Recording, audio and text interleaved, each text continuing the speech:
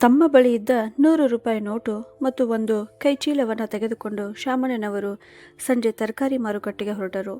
ಹೊರಡುವ ಮುನ್ನ ತಮ್ಮ ಹೆಂಡತಿಗೆ ಕೂಗಿ ಹೇಳಿದರು, ಮಾಧವಿ, ಬಾಗಿಲನ್ನು ಹಾಕಿಕೊ, ನಾನು ತರಕಾರಿ ತೆಗೆದುಕೊಂಡು ಬರುತ್ತೇನೆ ಅಂತ. ಸರಿ, ಆದರೆ ಕೊತ್ತಂಬರಿ ಸೊಪ್ಪು ಮತ್ತು ಹಸಿಮೆಣಸಿನಕಾಯಿ ತರೋದನ್ನು ಮಾತ್ರ ಮರಿಬೇಡಿ ಎಂದು ಮಾಧವಿ ಹೇಳಿದರು. ರಸ್ತೆಯಲ್ಲಿ ನಡೆದುಕೊಂಡು ಹೋಗುತ್ತಿದ್ದ ಶಾಮಣ್ಣನವರ ಮನಸ್ಸಿನಲ್ಲಿ ಹಲವು ರೀತಿಯ ಆಲೋಚನೆಗಳು ಮೂಡುತ್ತಿದ್ದವು. ಅವರ ಮನಸ್ಸು ಗೊಂದಲದಲ್ಲಿತ್ತು. ಅಯ್ಯೋ ಶಾಮಣ್ಣನವರೇ, ಬನ್ನಿ ಬನ್ನಿ, ತುಂಬಾ ದಿನಗಳ ನಂತರ ಕಾಣಿಸಿಕೊಂಡಿದ್ದೀರಿ. ಮೊದಲು ಆಗಾಗ್ಗೆ ತರಕಾರಿ ತೆಗೆದುಕೊಳ್ಳಲು ಬರುತ್ತಿದ್ದೀರಿ ಎಂದು ತರಕಾರಿ ವ್ಯಾಪಾರಿ ಕೇಳಿದ. ಹೌದು ಗೋಪಾಲ್, ಮೊದಲು ಪರಿಸ್ಥಿತಿ ಬೇರೆ ಇತ್ತು. ಈಗ ನಾವು ಮನೆಯಲ್ಲಿ 2 ವೃದ್ಧರು ಮಾತ್ರ ಇರುತ್ತೇವೆ. ಎಷ್ಟು ತರಕಾರಿ ತಿನ್ನುತ್ತೇವೆ ಹೇಳು? ಅದರ ಜೊತೆಗೆ ದಿನೇ ದಿನೇ ಬೆಲೆ ಏರುತ್ತಲೇ ಇದೆ. ಅನಗತ್ಯವಾಗಿ ಹೆಚ್ಚು ಖರ್ಚು ಏಕೆ ಮಾಡಬೇಕು ಎಂದು ಶಾಮಣ್ಣನವರು ಉತ್ತರಿಸಿದರು. ಅದು ಸರಿ ಅಣ್ಣವರೇ, ಹೇಳಿ, ಯಾವ ಯಾವ ತರಕಾರಿ ಬೇಕು ಎಂದು ಗೋಪಾಲ್ ಆಸಕ್ತಿಯಿಂದ ಕೇಳಿದ. ಸ್ವಲ್ಪ ಯೋಚಿಸಿದ ಶಾಮಣ್ಣನವರು, ಅರ್ಧ ಕಿಲೋ ಆಲೂಗಡ್ಡೆ, ಅರ್ಧ ಕಿಲೋ ಈರುಳ್ಳಿ ಮತ್ತು ಅರ್ಧ ಕಿಲೋ ಟೊಮೆಟೊ ಕೊಡು, ಜೊತೆಗೆ ಸ್ವಲ್ಪ ಕೊತ್ತಂಬರಿ ಕೂಡ ಹಾಕು ಅಂತ ಹೇಳಿದರು. ಸರಿ ಅಣ್ಣವರೇ, ಒಟ್ಟು 150 ರೂಪಾಯಿ ಆಯಿತು ಎಂದು ಗೋಪಾಲ್ ತರಕಾರಿಗಳ ಜೊತೆಗೆ ಕೊತ್ತಂಬರಿ ಸೊಪ್ಪು ಮತ್ತು ಹಸಿಮೆಣಸಿನಕಾಯಿ ಹಾಕುತ್ತಾ ಹೇಳಿದ. ಅದನ್ನು ಕೇಳಿದ ಶಾಮಣ್ಣನವರು ಸಂಕೋಚದಿಂದ ಅವನತ್ತ ನೋಡಿದರು. ನಂತರ ತಮ್ಮ ಕುರ್ತಾದ ಜೇಬಿನಿಂದ 100 ರೂಪಾಯಿ ತೆಗೆದು ಅವನ ಕೈಗೆ ಕೊಡುತ್ತಾ, ಗೋಪಾಲ್, ಸದ್ಯಕ್ಕೆ ಈ 100 ರೂಪಾಯಿ ಇಟ್ಟುಕೋ. ನಾನು ಹೆಚ್ಚು ಹಣ ತಂದಿದ್ದೆ, ಆದರೆ ಇಲ್ಲಿ ಬರುವ ಮೊದಲು ಔಷಧಿ ತೆಗೆದುಕೊಳ್ಳಲು ಹೋಗಿದ್ದೆ. ಔಷಧಿಗಳ ಬೆಲೆ ಕೂಡ ತುಂಬ ಹೆಚ್ಚಾಗಿದೆ. ಉಳಿದ ಹಣವೆಲ್ಲ ಅದಕ್ಕೆ ಖರ್ಚಾಯಿತು. ಉಳಿದ 50 ರೂಪಾಯಿಯನ್ನು 2 ದಿನದಲ್ಲಿ ತಂದು ಕೊಡುತ್ತೇನೆ ಅಂತ ಹೇಳಿದರು. ಅದಕ್ಕೆ ಗೋಪಾಲ್ ನಗುತ್ತಾ, ಏನನ್ನವ್ರೆ, ಇಷ್ಟು ವರ್ಷಗಳಿಂದ ನೀವು ನನ್ನ ಬಳಿ ತರಕಾರಿ ತೆಗೆದುಕೊಳ್ಳುತ್ತಿದ್ದೀರಿ. ನಾನು ಯಾವಾಗಲಾದರೂ ನಿಮ್ಮ ಬಳಿ ಹಣಕ್ಕಾಗಿ ಒತ್ತಾಯ ಮಾಡಿದ್ದೇನಾ? ನಿಮ್ಮ ಬಳಿ ಹಣ ಬಂದಾಗ ಕೊಡಿ, ಈಗ ಈ 100 ರೂಪಾಯಿಯನ್ನು ಇಟ್ಟುಕೊಳ್ಳಿ ಅಂತ ಹೇಳಿದ. ಇಲ್ಲ ಗೋಪಾಲ್, ನಾನು 1-2 ದಿನದಲ್ಲಿ ಬಂದು ಉಳಿದ ಹಣ ಕೊಡುತ್ತೇನೆ ಎಂದು ಹೇಳಿ ಶಾಮಣ್ಣನವರು ತರಕಾರಿ ತೆಗೆದುಕೊಂಡು ಮನೆಗೆ ಹಿಂತಿರುಗಿದರು. ಅಯ್ಯೋ, ಬಂದಿರಾ? ಇದು ಏನು, ನೀವು ಸಂಪೂರ್ಣ ಬೆವರಿನಿಂದ ಒದ್ದೆಯಾಗಿದ್ದೀರಲ್ಲ, ನಡೆದುಕೊಂಡೇ ಹೋಗಿದ್ದೀರಾ ಎಂದು ಮಾಧವಿ ಕೇಳಿದರು. ಶಾಮಣ್ಣನವರು ತಲೆ ಆಡಿಸಿ ಹೌದು ಎಂದರು. ಅದಕ್ಕೆ ಮಾಧವಿ ಸ್ವಲ್ಪ ಸಿಟ್ಟಿನಿಂದ, ಎಷ್ಟು ಬಾರಿ ಹೇಳಿದ್ದೇನೆ ಆಟೋದಲ್ಲಿ ಹೋಗಿ ಎಂದು, ಆದರೆ ನೀವು ನನ್ನ ಮಾತೇ ಕೇಳುವುದಿಲ್ಲ. ಇದೇನು, ತರಕಾರಿ ತರಲು ಹೋಗಿ ಕೇವಲ ಆಲೂಗಡ್ಡೆ, ಈರುಳ್ಳಿ, ಟೊಮೆಟೊ ಮಾತ್ರ ತಂದಿರಲ್ಲ ಎಂದರು. ಶಾಮಣ್ಣನವರು ನಿಟ್ಟುಸಿರು ಬಿಟ್ಟು, ಏನು ಮಾಡಲಿ ಮಾಧವಿ, ನನ್ನ ಜೇಬಿನಲ್ಲಿ ಕೇವಲ 100 ರೂಪಾಯಿ ಮಾತ್ರ ಇತ್ತು. ಈ ತರಕಾರಿಗಳ ಬೆಲೆ 150 ರೂಪಾಯಿ ಆಯಿತು. ಇನ್ನು 50 ರೂಪಾಯಿ ಕೊಡಬೇಕಿದೆ. ನನ್ನ ಮಾನ ಉಳಿಸಿಕೊಳ್ಳಲು ತರಕಾರಿ ಅಂಗಡಿಯವನ ಮುಂದೆ ಕೂಡ ಸುಳ್ಳು ಹೇಳಬೇಕಾಯಿತು. ಹೆಚ್ಚು ಹಣ ತಂದಿದ್ದೆ, ಆದರೆ ಔಷಧಿಗೆ ಖರ್ಚಾಯಿತು ಎಂದು ಹೇಳಿದೆ. ಹೇಳಿಕೊಳ್ಳಲು ನಾನು IAS ಅಧಿಕಾರಿಯ ಮಗನ ತಂದೆ, ಆದರೆ ನನ್ನ ಜೇಬಿನಲ್ಲಿ 1 ಕಾಸೂ ಇಲ್ಲ ಅಂತ ಹೇಳಿದರು. ಹೀಗೆ ಹೇಳುತ್ತಾ ಶಾಮಣ್ಣನವರ ಕಣ್ಣಲ್ಲಿ ನೀರು ತುಂಬಿತು. ಆಗ ಮಾಧವಿ ಅವರ ಭುಜದ ಮೇಲೆ ಕೈ ಇಟ್ಟು ಸಮಾಧಾನಪಡಿಸುತ್ತಾ, ಪಿಂಚಣಿಯ ಹಣ ಮುಗಿದಿದ್ದರೆ ಆದಿತ್ಯನಿಗೆ 1 ಫೋನ್ ಮಾಡಿ ಹಣ ಕಳುಹಿಸು ಎಂದು ಹೇಳಬಹುದಿತ್ತಲ್ಲ. ಇನ್ನು ಪಿಂಚಣಿ ಬರಲು 2-3 ದಿನ ಬಾಕಿ ಇದೆ ಅಂತ ಹೇಳಿದರು. ಅದಕ್ಕೆ ಶಾಮಣ್ಣನವರು ನೋವಿನಿಂದ, ಮಾಧವಿ, ಈ ವಿಷಯ ಅವನಿಗೆ ತಾನೇ ಅರ್ಥವಾಗಬೇಕಲ್ವಾ? ತನ್ನ ತಂದೆ ತಾಯಿಯ ಮೇಲೆ ತನ್ನದೇ ಆದ ಕೆಲವು ಕರ್ತವ್ಯಗಳಿವೆ ಎಂಬುದು ಅವನಿಗೆ ಗೊತ್ತಿರಬೇಕು. ತಿಂಗಳಿಗೆ ಪಿಂಚಣಿಯಾಗಿ 20,000 ರೂಪಾಯಿ ಸಿಗುತ್ತದೆ. ಅದರಲ್ಲಿ 10,000 ರೂಪಾಯಿ ಸಾಲದ ಕಂತಿಗೆ ಹೋಗಿಬಿಡುತ್ತದೆ. ನೋಡು ಮಾಧವಿ, ಆದಿತ್ಯನ ಓದಿಗಾಗಿ ನಾನು ತೆಗೆದುಕೊಂಡ ಸಾಲವನ್ನು ಎಂದಿಗೂ ಸಂಪೂರ್ಣವಾಗಿ ತೀರಿಸಲು ಸಾಧ್ಯವಾಗಿಲ್ಲ. ಇಷ್ಟು ಕಡಿಮೆ ಆದಾಯದಲ್ಲಿ ಈ ಮಹಾನಗರದಲ್ಲಿ ಬದುಕುವುದೇ ಕಷ್ಟ. ಯಾರ ಭವಿಷ್ಯಕ್ಕಾಗಿ ನಾವು ನಮ್ಮ ಎಲ್ಲ ಆಸೆಗಳನ್ನು ತ್ಯಾಗ ಮಾಡಿದ್ದೆವೋ ಅದೇ ಮಗ ಇಂದು ನಮ್ಮನ್ನು ಕರೆದುಕೊಳ್ಳದೆ ತನ್ನದೇ ಆದ ದೊಡ್ಡ ಬಂಗಲೆಯಲ್ಲಿ ಐಷಾರಾಮಿ ಜೀವನ ನಡೆಸುತ್ತಿದ್ದಾನೆ. ಹೇಳು ಮಾಧವಿ, ಈ ಮುಪ್ಪಿನ ವಯಸ್ಸಿನಲ್ಲಿ ನಮಗೆ ಮಕ್ಕಳ ಜೊತೆಗಿರುವ ಅವಶ್ಯಕತೆ ಇರಲಿಲ್ಲವೇ ಅಂತ ಶಾಮಣ್ಣನವರ ಹೃದಯದಲ್ಲಿದ್ದ ನೋವು ಮಾತುಗಳಾಗಿ ಹೊರಬಂದಾಗ ಮಾಧವಿಯ ಮನಸ್ಸಿನಲ್ಲಿ ಅಡಗಿದ್ದ ದುಃಖವು ಕಣ್ಣೀರಿನ ರೂಪದಲ್ಲಿ ಹೊರಬರಲು ತವಕಿಸಿತು. ಆದರೆ ಅವರು ಹೇಗೋ ತಮ್ಮ ಕಣ್ಣೀರನ್ನು ತಡೆದು ಮುಖದಲ್ಲಿ ಮಂಕಾದ ನಗುವೊಂದನ್ನು ಮೂಡಿಸಿಕೊಂಡು ಗಂಡನನ್ನು ಸಮಾಧಾನಪಡಿಸುತ್ತಾ, ನಿಮಗೂ ಗೊತ್ತಲ್ಲ, ಇತ್ತೀಚಿನ ಕಾಲದ ಮಕ್ಕಳು ತಮ್ಮ ಜೀವನದ ತೀರ್ಮಾನಗಳನ್ನು ತಾವೇ ತೆಗೆದುಕೊಳ್ಳುತ್ತಾರೆ. ತಮ್ಮ ಇಷ್ಟದಂತೆ ಬದುಕಲು ಬಯಸುತ್ತಾರೆ. ಅದರಲ್ಲಿ ತಪ್ಪೇನಿದೆ? ಮಕ್ಕಳು ಸಂತೋಷವಾಗಿದ್ದರೆ ಅದೇ ತಂದೆ ತಾಯಿಗೆ ದೊಡ್ಡ ಸಂತೋಷ ಅಂತ ಹೇಳಿದರು. ಅದನ್ನು ಕೇಳಿದ ಶಾಮಣ್ಣನವರು ಸ್ವಲ್ಪ ಸಿಟ್ಟಿನಿಂದ, ಸಾಕು ಮಾಧವಿ, ಯಾವಾಗಲೂ ಮಾಡಿದಂತೆ ಇಂದು ಮಗ ಮತ್ತು ಸೊಸೆಯ ತಪ್ಪನ್ನು ಮುಚ್ಚಿ ಹಾಕಲು ಪ್ರಯತ್ನಿಸುತ್ತಿದ್ದೀಯಾ ಎಂದರು. ಮಾಧವಿ ಕೆಲ ಕ್ಷಣ ಮೌನವಾಗಿದ್ದರು. ನಂತರ ಪ್ರೀತಿಯಿಂದ, ನಿಮ್ಮ ಎಲ್ಲ ಮಾತುಗಳಿಗೂ ನಾನು ಒಪ್ಪುತ್ತೇನೆ, ಆದರೆ ಹಿರಿಯರು 1 ಮಾತು ಹೇಳುತ್ತಾರೆ, ನಮ್ಮಿಂದ ಏನೂ ಮಾಡಲು ಸಾಧ್ಯವಾಗದ ಪರಿಸ್ಥಿತಿಯಲ್ಲಿ ನಮ್ಮ ಮನಸ್ಸನ್ನು ನಾವೇ ಸಮಾಧಾನಪಡಿಸಿಕೊಳ್ಳುವುದೇ ಒಳ್ಳೆಯದು ಅಂತ. ಬನ್ನಿ ಮಗನಿಗೆ ಒಂದು ಫೋನ್ ಮಾಡಿ ಎಂದು ಹೇಳುತ್ತಾ ಅವರು ಮೊಬೈಲನ್ನು ಶಾಮಣ್ಣನವರ ಕೈಗೆ ಕೊಟ್ಟು ಅವರ ಪಕ್ಕದಲ್ಲಿಯೇ ಸೋಫಾದ ಮೇಲೆ ಕುಳಿತುಕೊಂಡರು. ಶಾಮಣ್ಣನವರು ಆದಿತ್ಯನಿಗೆ ಕರೆ ಮಾಡಿದರು. ಫೋನ್ ಗಂಟೆ ಹೊಡೆಯುತ್ತಲೇ ಇದ್ದಿತು. ಆದರೆ ಯಾರೂ ಕರೆ ಸ್ವೀಕರಿಸಲಿಲ್ಲ. ಹಲವಾರು ಬಾರಿ ಪ್ರಯತ್ನಿಸಿದ ನಂತರ ಕೊನೆಗೆ ಆದಿತ್ಯ ಕರೆ ಸ್ವೀಕರಿಸಿದ. ಆದರೆ ಶಾಮಣ್ಣನವರು ಏನಾದರೂ ಹೇಳುವ ಮುನ್ನವೇ ಆದಿತ್ಯ ಹೇಳಿದ, ಅಪ್ಪಾಜಿ, ಈಗ ನನ್ನ ಬಳಿ ಮಾತನಾಡಲು ಸಮಯವೇ ಇಲ್ಲ, ನಾಳೆ ನಿಮ್ಮ ಜೊತೆ ಮಾತನಾಡುತ್ತೇನೆ ಅಂತ. ಹೀಗೆ ಹೇಳಿ ಅವನು ತಕ್ಷಣವೇ ಫೋನ್ ಕಟ್ ಮಾಡಿದ. ಆಗ ಮಾಧವಿ, ಏನಾಯಿತು, ಫೋನ್ ತೆಗೆದುಕೊಳ್ಳಲಿಲ್ಲವೇ ಅಂತ ಕೇಳಿದರು. ಶಾಮಣ್ಣನವರು ನಿರಾಶೆಯಿಂದ, ಫೋನ್ ತೆಗೆದುಕೊಂಡ, ಆದರೆ ನಿನ್ನ ಮುದ್ದಿನ ಮಗನಿಗೆ ಸಮಯವಿಲ್ಲವಂತೆ, ನಾಳೆ ಮಾತನಾಡುತ್ತೇನೆ ಎಂದು ಹೇಳಿ ಫೋನ್ ಇಟ್ಟು ಬಿಟ್ಟ ಅಂತ ಹೇಳಿದರು. ಸರಿ ಬಿಡಿ, ಅವನು ದೊಡ್ಡ ಅಧಿಕಾರಿ, ಯಾವುದೋ ಮುಖ್ಯ ಕೆಲಸದಲ್ಲಿ ಇರಬಹುದು, ಬನ್ನಿ ನಾನು ಚಹಾ ಮಾಡಿಕೊಡುತ್ತೇನೆ ಎಂದು ಹೇಳಿ ಮಾಧವಿ ಅಡಿಗೆ ಮನೆಗೆ ಹೋದರು. ಮರುದಿನ ಶಾಮಣ್ಣನವರು ತಮ್ಮ ಮಗನ ಫೋನಿಗಾಗಿ ದಿನವಿಡೀ ಕಾಯುತ್ತಿದ್ದರು. ಆದರೆ ಆದಿತ್ಯನಿಂದ ಒಂದು ಕರೆಯೂ ಬರಲಿಲ್ಲ. ಇಷ್ಟೊಂದು ಕೆಲಸ ಏನಿರಬಹುದು, ತನ್ನ ತಂದೆ ತಾಯಿಗೆ ಒಂದು ಫೋನ್ ಮಾಡುವಷ್ಟು ಸಮಯವೂ ಇಲ್ಲವೇ ಎಂದು ಅವರು ಬೇಸರದಿಂದ ಹೇಳಿದರು. ಅಷ್ಟರಲ್ಲಿ ಅವರ ಮೊಬೈಲ್ ಗಂಟೆ ಹೊಡೆಯಿತು. ಮಾಧವಿ ಸಂತೋಷದಿಂದ, ನೋಡಿ, ನಮ್ಮ ಮಗ ನೀವು ಅಂದುಕೊಂಡಷ್ಟು ಕೆಟ್ಟವನಲ್ಲ ಎಂದರು. ಆದರೆ ಶಾಮಣ್ಣನವರ ಮೊಬೈಲ್ ನೋಡುತ್ತಾ, ಅಯ್ಯೋ, ಇದು ಆದಿತ್ಯನ ಕರೆಯಲ್ಲ, ನಮ್ಮ ಹಳೆಯ ನೆರೆಹೊರೆಯವರಾದ ವರ್ಮಾ ಅವರ ಕರೆ ಎಂದು ಹೇಳಿ ಕರೆ ಸ್ವೀಕರಿಸಿದರು. ಅತ್ತ ಕಡೆಯಿಂದ ವರ್ಮಾ ಅವರ ಧ್ವನಿ ಕೇಳಿಸಿತು. ಅಯ್ಯೋ ಶಾಮಣ್ಣ, ಹೇಗಿದ್ದೀರಾ, ಆರೋಗ್ಯ ಚೆನ್ನಾಗಿದೆಯೇ ಅಂತ. ಹೌದು, ಎಲ್ಲವೂ ಚೆನ್ನಾಗಿದೆ ಎಂದು ಶಾಮಣ್ಣನವರು ಉತ್ತರಿಸಿದರು. ಅದಕ್ಕೆ ವರ್ಮಾ ಅವರು, ಎಲ್ಲವೂ ಚೆನ್ನಾಗಿದ್ದರೆ ನಿನ್ನೆ ನಡೆದ ಪಾರ್ಟಿಗೆ ನೀವಿಬ್ಬರು ಯಾಕೆ ಬರಲಿಲ್ಲ ಅಂತ ಕೇಳಿದರು. ವರ್ಮಾ ಅವರ ಮಾತು ಕೇಳಿದ ಶಾಮಣ್ಣ ಆಶ್ಚರ್ಯದಿಂದ, ಪಾರ್ಟಿ, ಯಾವ ಪಾರ್ಟಿ ಅಂತ ಕೇಳಿದರು. ವರ್ಮಾ ಅವರು ನಗುತ್ತಾ, ಏನಯ್ಯ ಶಾಮಣ್ಣ, ನೀವು ಕೂಡ ನಿನ್ನೆ ನಿಮ್ಮ ಮಗ ಮತ್ತು ಸೊಸೆಯ ಮದುವೆಯ ವಾರ್ಷಿಕೋತ್ಸವ ಅಲ್ಲವೇ, ಎಂತಹ ಅದ್ದೂರಿ ಪಾರ್ಟಿ ಕೊಟ್ಟಿದ್ದರು ಅಂತ ಹೇಳಿದರು. ಅದನ್ನು ಕೇಳಿದ ಶಾಮಣ್ಣ ಅವರ ಕಾಲ ಕೆಳಗಿನಿಂದ ನೆಲವೇ ಜಾರಿದಂತಾಯಿತು. ಅವರ ಮೈಯೆಲ್ಲ ನಿಶ್ಚೇಷ್ಟಿತವಾಯಿತು. ವರ್ಮಾ ಅವರು ಮತ್ತೆ, ಏನಾಯಿತು ಶಾಮಣ್ಣ, ಎಲ್ಲೋ ಯೋಚನೆಯಲ್ಲಿ ಮುಳುಗಿಬಿಟ್ಟಿರಲ್ಲ ಅಂತ ಕೇಳಿದರು. ತಮ್ಮನ್ನು ತಾವು ಸಮಾಧಾನಪಡಿಸಿಕೊಂಡ ಶಾಮಣ್ಣನವರು, ಅಯ್ಯೋ ಹೌದು, ಮಕ್ಕಳು ನಮ್ಮನ್ನ ಕರೆದಿದ್ದರು, ಆದರೆ ನನಗೆ ತೀವ್ರ ಎದೆನೋವು ಇದ್ದ ಕಾರಣ ಎಲ್ಲಿಗೂ ಹೋಗುವ ಮನಸ್ಸಾಗಲಿಲ್ಲ. ಅದಲ್ಲದೆ ನನಗೆ ಮನೆಯ ಊಟವೇ ಹೆಚ್ಚು ಇಷ್ಟ ಅಂತ ಹೇಳಿದರು. ಅದಕ್ಕೆ ವರ್ಮಾ ಅವರು, ಒಂದು ವಿಷಯ ಒಪ್ಪಲೇಬೇಕು ಶಾಮಣ್ಣ, ಇಂದು ನಿಮ್ಮ ಮಗ ತುಂಬ ದೊಡ್ಡ ಸ್ಥಾನಕ್ಕೆ ಏರಿದ್ದಾನೆ. ಇದು ನಿಮ್ಮ ಹಲವು ವರ್ಷಗಳ ತ್ಯಾಗ ಮತ್ತು ಪರಿಶ್ರಮದ ಫಲ. ಈಗ ಅವನು ದೊಡ್ಡ ದೊಡ್ಡ ವ್ಯಕ್ತಿಗಳ ಜೊತೆ ಓಡಾಡುತ್ತಿದ್ದಾನೆ. ಇತ್ತೀಚೆಗೆ ಅವನಿಗೆ ಕೆಲಸದಲ್ಲಿಯೂ ಮತ್ತಷ್ಟು ಬಡ್ತಿ ಸಿಕ್ಕಿದೆಯಂತೆ ಅಂತ ಹೇಳಿದರು. ವರ್ಮಾ ಅವರು ಮಾತನಾಡುತ್ತಲೇ ಇದ್ದರು. ಆದರೆ ಶಾಮಣ್ಣನವರು ಮೌನವಾಗಿ ಎಲ್ಲವನ್ನ ಕೇಳುತ್ತಿದ್ದರು. ಕರೆ ಮುಗಿದ ನಂತರ ಮಾಧವಿ ಆಶ್ಚರ್ಯದಿಂದ, ಅವರಿಗೆ ನೀವು ಏಕೆ ಸುಳ್ಳು ಹೇಳಿದಿರಿ, ನಿಮಗೆ ಯಾವ ಎದೆ ನೋವು ಬಂದಿತ್ತು ಅಂತ ಕೇಳಿದರು. ಶಾಮಣ್ಣನವರು ದೀರ್ಘ ನಿಟ್ಟುಸಿರು ಬಿಟ್ಟು, ಮಾಧವಿ, ನಿನ್ನೆ ನಮ್ಮ ಮಗ ಮತ್ತು ಸೊಸೆಯ ಮದುವೆಯ ವಾರ್ಷಿಕೋತ್ಸವವಾಗಿತ್ತು. ನಮ್ಮ ದೊಡ್ಡ ಅಧಿಕಾರಿ ಮಗ ತನ್ನ ಸ್ನೇಹಿತರು ಮತ್ತು ಪರಿಚಯಸ್ಥರಿಗೆ ಪಂಚತಾರಾ ಹೋಟೆಲ್ನಲ್ಲಿ ಅದ್ದೂರಿ ಪಾರ್ಟಿ ಕೊಟ್ಟಿದ್ದಾನೆ. ಬಹುಶಃ ಅದೇ ಕೆಲಸದಲ್ಲಿ ಅವನು ಎಷ್ಟು ಬ್ಯುಸಿಯಾಗಿದ್ದನೋ ಏನೋ, ತನ್ನ ತಂದೆಯ ಜೊತೆ 2 ನಿಮಿಷ ಮಾತನಾಡಲು ಕೂಡ ಸಮಯ ಅವನಿಗೆ ಇರಲಿಲ್ಲ ಅಂತ ಹೇಳಿದರು.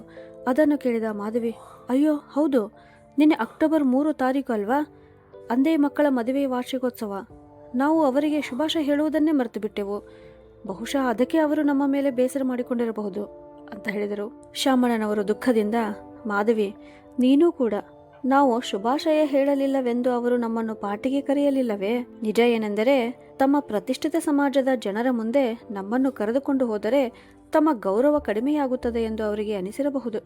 ವರ್ಮಾ ಅವರು ಹೇಳುತ್ತಿದ್ದರು, ನಗರದ ದೊಡ್ಡ ದೊಡ್ಡ ರಾಜಕಾರಣಿಗಳು ಮತ್ತು ಪ್ರಭಾವಿ ವ್ಯಕ್ತಿಗಳು ಪಾರ್ಟಿಗೆ ಬಂದಿದ್ದರಂತೆ. ಹೇಳು, ನಾನು ಸುಳ್ಳು ಹೇಳದೇ ಇದ್ದಿದ್ದರೆ ಅವರಿಗೆ ಏನು ಹೇಳಬೇಕಾಗಿತ್ತು? ನನ್ನ ಮಗ ತನ್ನ ತಂದೆ ತಾಯಿಯನ್ನೇ ಪಾರ್ಟಿಗೆ ಆಹ್ವಾನಿಸಿಲ್ಲ ಎಂದು ಹೇಳಬೇಕಿತ್ತೆ ಅಂತ ಹೇಳಿದರು. ಅಷ್ಟರಲ್ಲಿ ಶಾಮಣ್ಣನವರ ಮೊಬೈಲ್ಗೆ ಒಂದರ ಹಿಂದೆ ಒಂದರಂತೆ ನೋಟಿಫಿಕೇಷನ್ಗಳು ಬರತೊಡಗಿದವು. ನೋಡಿದರೆ ವರ್ಮಾ ಅವರು ನಿನ್ನೆಯ ಪಾರ್ಟಿಯ ಕೆಲವು ಫೋಟೋಗಳು ಮತ್ತು ವಿಡಿಯೋಗಳನ್ನು ವಾಟ್ಸಪ್ನಲ್ಲಿ ಕಳುಹಿಸುತ್ತಿದ್ದರು. ಆ ಎಲ್ಲ ಫೋಟೋಗಳು ಮತ್ತು ವಿಡಿಯೋಗಳನ್ನು ನೋಡಿ ಶಾಮಣ್ಣ ಮತ್ತು ಮಾಧವಿ ಇಬ್ಬರು ಬೆಚ್ಚಿಬಿದ್ದರು. ಪಾರ್ಟಿ ನಿಜಕ್ಕೂ ಬಹಳ ಅದ್ದೂರಿಯಾಗಿತ್ತು. ದೊಡ್ಡ ದೊಡ್ಡ ಸಚಿವರು, ಪ್ರಸಿದ್ಧ ವ್ಯಕ್ತಿಗಳು ಭಾಗವಹಿಸಿದ್ದರು. ಆದಿತ್ಯನ ಸ್ನೇಹಿತರು ಮತ್ತು ಪರಿಚಯಸ್ಥರ ಜೊತೆಗೆ ಅವನ ಹೆಂಡತಿಯ ತಂದೆ ತಾಯಿ ಹಾಗೂ ಇತರ ಸಂಬಂಧಿಕರು ಅಲ್ಲಿದ್ದರು. ವೇದಿಕೆಯ ಮೇಲೆ ದೊಡ್ಡ ಕೇಕ್ ಇಡಲಾಗಿತ್ತು. ಕೇಕ್ ಕತ್ತರಿಸುವ ವೇಳೆ ಸೊಸೆಯ ತಂದೆ ತಾಯಿಯೇ ಆದಿತ್ಯ ಮತ್ತು ಅವರ ಮಗಳ ಪಕ್ಕದಲ್ಲಿಯೇ ನಿಂತಿದ್ದರು. ಇದೆಲ್ಲವನ್ನ ನೋಡಿದ ಶಾಮಣ್ಣ ಮತ್ತು ಮಾಧವಿಗೆ ನಾಚಿಕೆಯಿಂದ ತಲೆ ತಗ್ಗಿದಂತಾಯಿತು. ಹೇಗೂ ಮುಂದಿನ 2 ದಿನಗಳನ್ನು ಅವರು ಮನೆಯ ಖರ್ಚು ನಿಭಾಯಿಸಿದರು. 3ನೆಯ ದಿನ ಪಿಂಚಣಿಯ ಹಣ ಬಂದ ತಕ್ಷಣ ಶಾಮಣ್ಣನವರು ಮೊದಲು ತರಕಾರಿ ಅಂಗಡಿಗೆ ಹೋಗಿ ಗೋಪಾಲನಿಗೆ ಉಳಿದ ಹಣವನ್ನು ಕೊಟ್ಟು ಬಂದರು. ನಂತರ ಮನೆಗೆ ಹಿಂತಿರುಗುವಾಗ ಎಂದಿನಂತೆ ದಾರಿಯಲ್ಲಿದ್ದ ಹಣ್ಣಿನ ಅಂಗಡಿಯ ಮುಂದೆ ನಿಂತರು. ಅವರು ಅಂಗಡಿಯೊಳಗೆ ಕಾಲಿಟ್ಟ ತಕ್ಷಣ ಅಂಗಡಿಯವನಾದ ರೋಹನ್ ಅವರನ್ನ ನೋಡಿ ಕುರ್ಚಿಯಿಂದ ಎದ್ದು ಬಂದು ಅವರ ಕಾಲಿಗೆ ನಮಸ್ಕರಿಸಿದ. ಶಾಮಣ್ಣನವರು ಅವನನ್ನು ಪ್ರೀತಿಯಿಂದ ಅಪ್ಪಿಕೊಂಡರು. ಹೇಗಿದ್ದೀರಾ ಕಾಕ ಎಂದು ರೋಹನ್ ಕೇಳಿದ. ಶಾಮಣ್ಣನವರು ನಗುತ್ತಾ, ಚೆನ್ನಾಗಿದ್ದೇನಪ್ಪ, ತುಂಬ ದಿನಗಳಿಂದ ನಿನ್ನನ್ನು ನೋಡಿರಲಿಲ್ಲ, ಅದಕ್ಕೆ ಒಮ್ಮೆ ಭೇಟಿಯಾಗೋಣ ಅಂತ ಬಂದೆ. ಕೆಲಸ ವ್ಯವಹಾರ ಹೇಗಿದೆ ಅಂತ ಕೇಳಿದರು. ರೋಹನ್ ಸಂತೋಷದಿಂದ, ಕಾಕ, ನಿಮ್ಮ ಆಶೀರ್ವಾದದಿಂದ ದೇವರ ಕೃಪೆಯಿಂದ ಎಲ್ಲವೂ ಚೆನ್ನಾಗಿದೆ ಎಂದು ಹೇಳುತ್ತಾ ಶಾಮಣ್ಣನವರಿಗಾಗಿ ವಿವಿಧ ಹಣ್ಣುಗಳನ್ನು ಚೀಲದಲ್ಲಿ ತುಂಬಲಾರಂಭಿಸಿದ. ಶಾಮಣ್ಣನವರು ತಕ್ಷಣ ತಡೆದು, ಬೇಡಪ್ಪ ರೋಹನ್, ನನಗೆ ಹಣ್ಣುಗಳ ಅಗತ್ಯ ಇಲ್ಲ ಅಂತ ಹೇಳಿದರು. ರೋಹನ್ ನಗುತ್ತಾ, ಕಾಕ, ಸ್ವಲ್ಪ ಹಣ್ಣು ತಿನ್ನಿ, ನೋಡಿದರೆ ದಿನದಿಂದ ದಿನಕ್ಕೆ ತುಂಬ ಸೊರಗುತ್ತಿದ್ದೀರಲ್ಲ ಎಂದು ಹೇಳಿ ಹಣ್ಣುಗಳಿಂದ ತುಂಬಿದ ಚೀಲವನ್ನು ಅವರ ಕೈಗೆ ಕೊಟ್ಟ. ಶಾಮಣ್ಣನವರು ಸಂಕೋಚದಿಂದ, ಆದರೆ ರೋಹನ್ ಮಗನೇ, ನಾನು ತಂದಿದ್ದ ಹಣವೆಲ್ಲ ಈಗಾಗಲೇ ಖರ್ಚಾಗಿದೆ ಅಂತ ಹೇಳಿದರು. ಅದಕ್ಕೆ ರೋಹನ್ ತಕ್ಷಣ, ಏನ್ ಕಾಕ, ನನಗೆ ನಾಚಿಕೆ ತರಿಸಬೇಡಿ. ಇಂದು ನಾನು ನನ್ನ ಕಾಲಿನ ಮೇಲೆ ನಿಂತಿದ್ದರೆ ಅದಕ್ಕೆ ಕಾರಣ ನೀವೇ. ಯಾರೂ ನನಗೆ ಸಹಾಯ ಮಾಡಲು ಮುಂದೆ ಬರದ ಸಮಯದಲ್ಲಿ ನೀವು ಮಾತ್ರ ನನ್ನ ಕೈ ಹಿಡಿದಿದ್ದೀರಿ ಎಂಬುದನ್ನು ನಾನು ಎಂದಿಗೂ ಮರೆತಿಲ್ಲ. ಅವನು ಭಾವುಕನಾಗಿ ಮುಂದುವರೆದ. 8 ವರ್ಷಗಳ ಹಿಂದೆ ನನ್ನ ತಂದೆ ತೀರಿಕೊಂಡಿದ್ದರು. ನನ್ನ ತಾಯಿ ತೀವ್ರ ಅನಾರೋಗ್ಯದಿಂದ ಬಳಲುತ್ತಿದ್ದರು. ಅವರ ಚಿಕಿತ್ಸೆಗೆ ನನ್ನ ಬಳಿ 1 ರೂಪಾಯಿಯೂ ಇರಲಿಲ್ಲ. ಆ ಪರಿಸ್ಥಿತಿಯಲ್ಲಿ ನಾನು ಕಳ್ಳತನದ ದಾರಿಯನ್ನು ಹಿಡಿಯುವಷ್ಟು ಹತಾಶನಾಗಿದ್ದೆ. ಆದರೆ ಆಗ ನೀವು ನನ್ನ ತಾಯಿಯ ಚಿಕಿತ್ಸೆಗೆ ಸಹಾಯ ಮಾಡಿದ್ದೀರಿ. ಅಷ್ಟೇ ಅಲ್ಲ, ಸ್ವಲ್ಪ ಹಣ ಕೊಟ್ಟು ಈ ಹಣ್ಣಿನ ವ್ಯಾಪಾರವನ್ನು ಆರಂಭಿಸಿಕೊಳ್ಳುವಂತೆ ಮಾಡಿದ್ದೀರಿ. ನಿಮ್ಮ ಆ ಉಪಕಾರವನ್ನು ನಾನು ಜೀವಮಾನವಿಡೀ ತೀರಿಸಲು ಸಾಧ್ಯವಿಲ್ಲ ಅಂತ ಹೇಳಿದ. ಸ್ವಲ್ಪ ಸಮಯ ರೋಹನ್ ಜೊತೆ ಮಾತುಕತೆ ನಡೆಸಿದ ನಂತರ ಶಾಮಣ್ಣನವರು ಮನೆಗೆ ಹಿಂತಿರುಗಿದ್ದರು. ಹೀಗೆ ಕೆಲವು ದಿನಗಳು ಕಳೆದವು. ಒಂದು ದಿನ ಬೆಳಗ್ಗೆ ವಾಕಿಂಗ್ ಮುಗಿಸಿ ಮನೆಗೆ ಬಂದ ಶಾಮಣ್ಣನವರು ಮಾಧವಿ ಇನ್ನೂ ಮಲಗಿರುವುದನ್ನು ನೋಡಿ, ಅಯ್ಯೋ ಇದೇನು, ಇನ್ನೂ ಮಲಗಿದ್ದೀಯಾ, ಆರೋಗ್ಯ ಸರಿ ಇದೆಯೇ ಅಂತ ಕೇಳಿದರು. ಮಾಧವಿ ನಿಧಾನ ಸ್ವರದಲ್ಲಿ, ಗೊತ್ತಿಲ್ಲ, ಮತ್ತೆ ಎದೆಯಲ್ಲಿ ಉರಿ ಕಾಣಿಸುತ್ತಿದೆ ಅಂತ ಹೇಳಿದರು.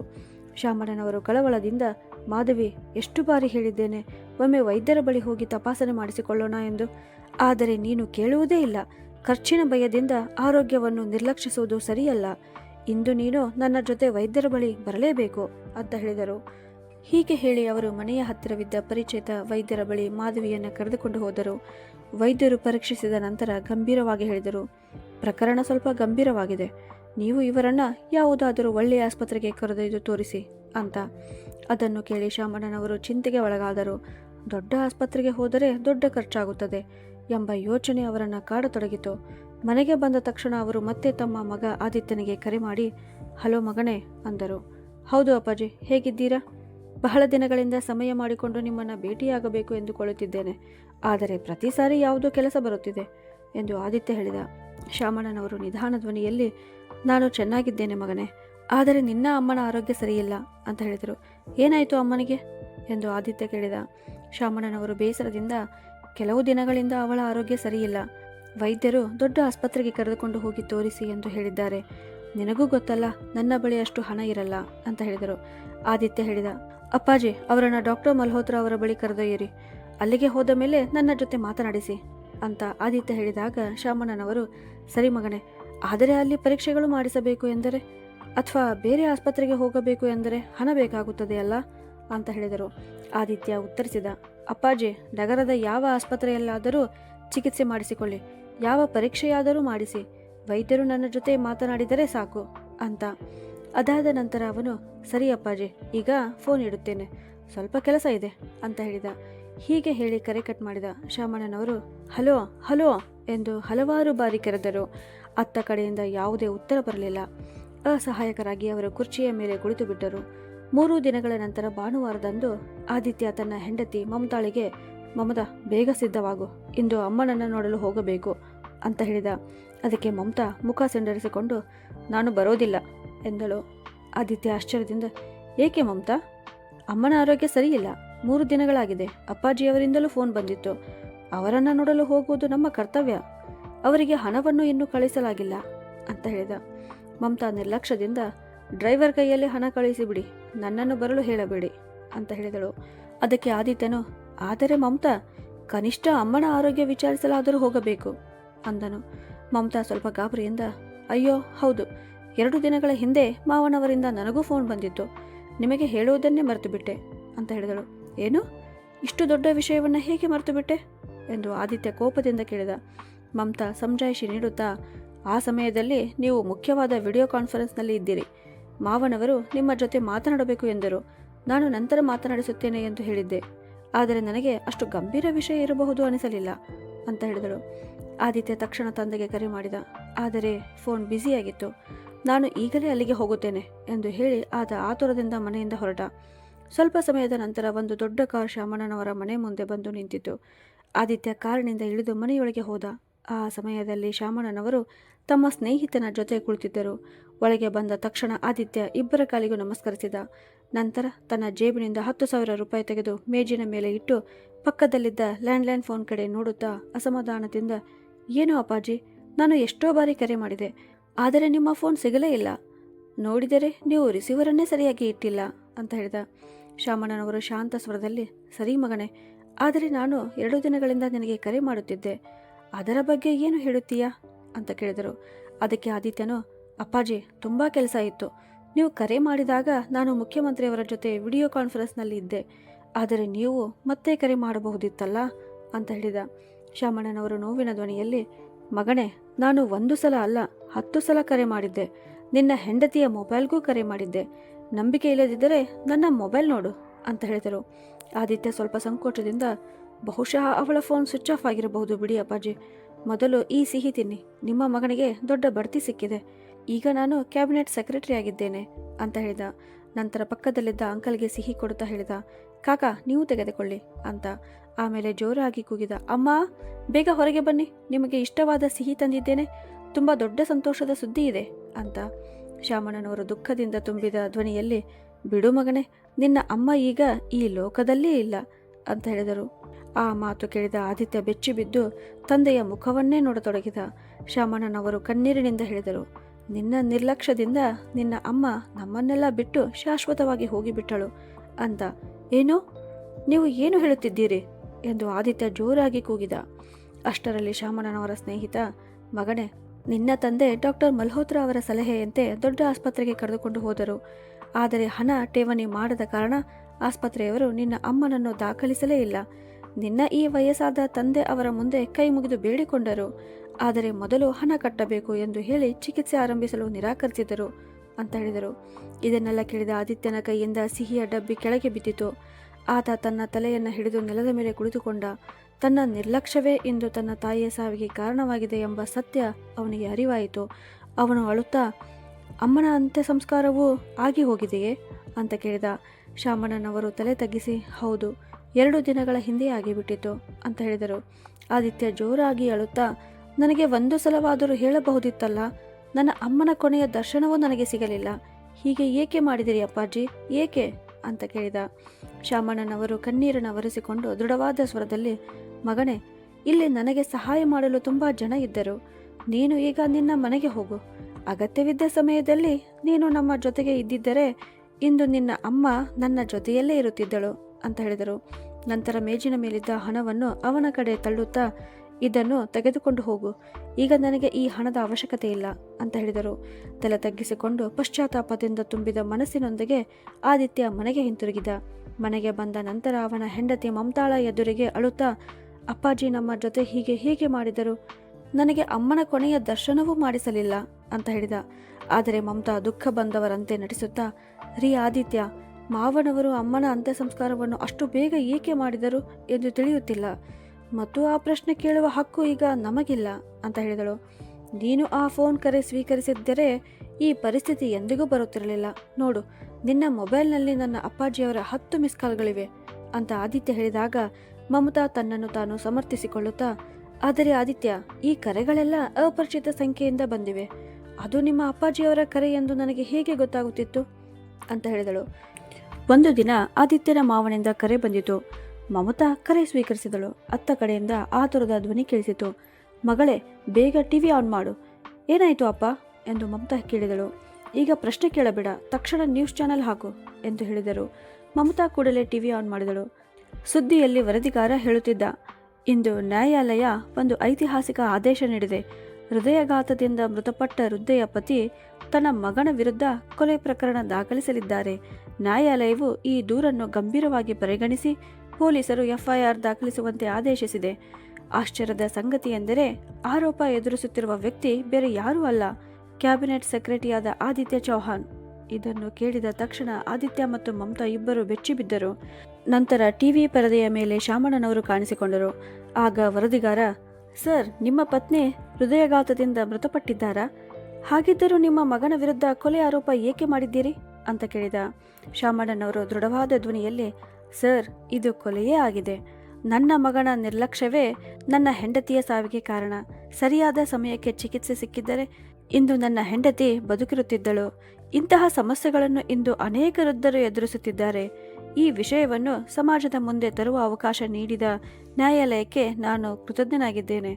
ನನಗೆ ನ್ಯಾಯಾಲಯದಿಂದ ಖಂಡಿತ ನ್ಯಾಯ ಸಿಗುತ್ತದೆ ಎಂಬ ನಂಬಿಕೆ ಇದೆ ಅಂತ ಉತ್ತರಿಸಿದರು. ಈ ಸುದ್ದಿ ನೋಡಿದ ಮಮತಾಳ ಕಾಲಡಿ ನೆಲವೇ ಕುಸಿದಂತಾಯಿತು. ಆದಿತ್ಯ ಕೂಡ ಆಘಾತದಿಂದ ಮಾತೇ ಬರದಂತಾಯಿತು. ಸ್ವಲ್ಪ ಹೊತ್ತಿನ ನಂತರ ಶಾಮಣ್ಣನವರು ಮನೆಗೆ ಬಂದಾಗ ಆದಿತ್ಯನ ಕರೆ ಬಂದಿತು. ಹಲೋ ಅಪ್ಪಾಜಿ, ನೀವು ನಿಮ್ಮ ಸ್ವಂತ ಮಗನ ಜೊತೆ ಹೀಗೆ ಮಾಡಬಹುದು ಎಂದು ಆದಿತ್ಯ ಕೇಳಿದ. ಶಾಮಣ್ಣನವರು ಶಾಂತ ಸ್ವರದಲ್ಲಿ ಉತ್ತರಿಸಿದರು, ಮಗನೇ, ಇನ್ನು ಮುಂದೆ ನಮ್ಮ ಮಾತು ನ್ಯಾಯಾಲಯದಲ್ಲೇ ನಡೆಯುತ್ತದೆ ಅಂತ ಹೀಗೆ ಹೇಳಿ ಕರೆ ಕಟ್ ಮಾಡಿದರು. ನಂತರ ಅವರು ತಮ್ಮ ಆರಾಮ ಕುರ್ಚಿಯಲ್ಲಿ ಕುಳಿತು ಕಣ್ಣು ಮುಚ್ಚಿದರು. ಕಣ್ಣು ಮುಚ್ಚಿದ ತಕ್ಷಣ ಕಣ್ಣೀರು ಅವರ ಸುಕ್ಕುಗಟ್ಟಿದ ಕೆನ್ನೆಗಳನ್ನು ತೆವಗೊಳಿಸಿತು. ನಿಧಾನವಾಗಿ ಒಬ್ಬ IAS ಅಧಿಕಾರಿಯ ವಿರುದ್ಧ ಕೊಲೆ ಪ್ರಕರಣ ದಾಖಲಾಗಿರುವ ಸುದ್ದಿ ಇಡೀ ನಗರದಲ್ಲಿ ಕಾಳ್ಗಿಚ್ಚಿನಂತೆ ಹರಡಿತು. ಇದರ ಪರಿಣಾಮವಾಗಿ ಆದಿತ್ಯನನ್ನು ಸೇವೆಯಿಂದ ಅಮಾನತುಗೊಳಿಸಲಾಯಿತು. ಪ್ರಕರಣ ನ್ಯಾಯಾಲಯಕ್ಕೆ ತಲುಪಿತು. ಶಾಮಣ್ಣನವರು ತಮ್ಮ ಪ್ರಕರಣವನ್ನು ತಾವೇ ವಾದಿಸಲು ನಿರ್ಧರಿಸಿದರು. ಸಹಾಯಕ್ಕಾಗಿ ಒಬ್ಬ ವಕೀಲರನ್ನು ನೇಮಿಸಿಕೊಂಡಿದ್ದರು. ಮುಖ್ಯ ವಾದವನ್ನು ತಾವೇ ಮುಂದುವರೆಸಿದರು. ವಿಚಾರಣೆ ಆರಂಭವಾಯಿತು. ಮೊದಲು ಅವರು ತಮ್ಮ ಕುಟುಂಬ ವೈದ್ಯರನ್ನು ಸಾಕ್ಷಿಯಾಗಿ ಕರೆದರು. ಶಾಮಣ್ಣನವರು ಕೇಳಿದರು, ನಾನು ನನ್ನ ಹೆಂಡತಿಯನ್ನು ನಿಮ್ಮ ಬಳಿ ಕರೆದುಕೊಂಡು ಬಂದ ದಿನ ಏನಾಯಿತು ಎಂಬುದನ್ನು ನ್ಯಾಯಾಲಯಕ್ಕೆ ವಿವರಿಸಿ ಅಂತ. ಆಗ ವೈದ್ಯರು, ಆ ದಿನ ನಾನು ಮಾಧವಿಯವರನ್ನು ಪರೀಕ್ಷಿಸಿದಾಗ ಅವರಿಗೆ ಲಘು ಹೃದಯಾಘಾತ ಆಗಿರುವುದು ತಿಳಿಯಿತು. ಆದ್ದರಿಂದ ತಕ್ಷಣವೇ ಒಳ್ಳೆಯ ಆಸ್ಪತ್ರೆಗೆ ಕರೆದೊಯ್ಯುವಂತೆ ಸಲಹೆ ನೀಡಿದ್ದೆ. ಆ ಸಮಯದಲ್ಲಿ ಶಾಮಣ್ಣನವರ ಬಳಿ ನನ್ನ ಫೀಸ್ ಕೊಡಲು ಕೂಡ ಹಣ ಇರಲಿಲ್ಲ. ಆದ್ದರಿಂದ ನಾನು ಅವರಿಂದ ಶುಲ್ಕವನ್ನೇ ತೆಗೆದುಕೊಳ್ಳಲಿಲ್ಲ ಅಂತ ಹೇಳಿದರು.